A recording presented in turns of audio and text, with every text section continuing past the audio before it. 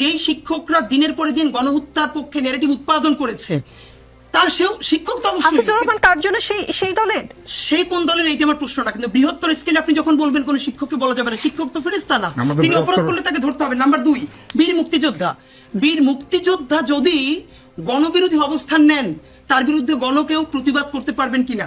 Number 3, বয়োজ্যেষ্ঠ। বেগম জিয়ার চেয়ে বয়োজ্যেষ্ঠ সব থেকে মাজলুম এই দেশে কয়জন ছিলেন? তার হাত বাঁকা হয়ে গেছে, তখন লতিফ সিদ্দিকীর মতো বয়োজ্যেষ্ঠরা, এই কার্জন স্যাররা, ডক্টর কামালরা কি রিয়েক্ট করেছেন। আর আমন্ত্রিত অতিথি, প্রথম কথাটা হলো মানে তখন হয়েছে বলে এখনো হতে হবে জায়েজ।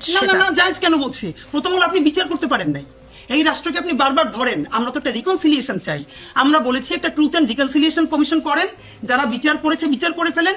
এই বিচারের মধ্যে যদি লতিফ সিদ্দিকী না থাকে, যদি অ্যাডভোকেট জিআই পান্না না থাকে, তাহলে তারা অফকোর্স তাদের মতো করে কাজ করবে। কিন্তু আপনি এইরকম দগদগের স্মৃতি, এখন পর্যন্ত একটা বিচার শুরু করতে পারেন নাই। এখানে ইন্ডিয়ান হ্যাজিমনি পুরোটা অ্যাক্টিভ আছে, এখানে এখনো কালচারাল সেই অ্যাক্টিভিস্টরা বিনম্র শ্রদ্ধা বলে আওয়ামী লীগ পুনর্বাসনের চেষ্টা করতে পারছে। তো এর মধ্যে আপনি এই বয়ান বলবেন?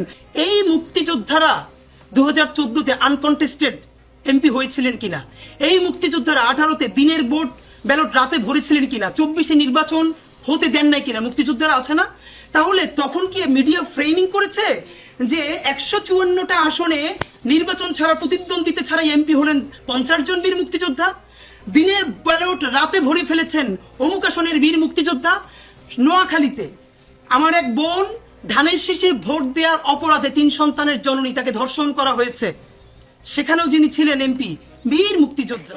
যখনই কাউকে ধরা হচ্ছে তার অপরাধের জন্য, একটা ন্যূনতম প্রতিরোধ জনগণ করছে।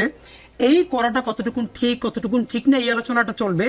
কিন্তু একজন ভোট চোর হিসেবে ধরা হচ্ছে ভোট চোরকে, কিন্তু ভোট চোর না বলে যখন ফ্রেমিং হচ্ছে, ধরা হচ্ছে বীর মুক্তিযোদ্ধাকে, এর মানে এটাকে দাঁড় করিয়ে দেওয়া হচ্ছে বীর মুক্তিযুদ্ধের বিরুদ্ধে। এটা কি মানে?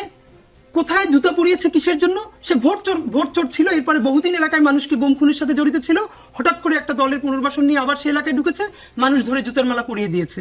এই পড়ানো ঠিক হয়েছে কি হয় না, এটা থানা বলবে, আমরা জিজ্ঞেস করবো। যে প্রশ্ন সেখানেই হাদি, থানা বলবে। হ্যাঁ, একজন বয়োবৃদ্ধ লোককে জুতার মালা গলায় পরাবে না, পরানো যাবে না।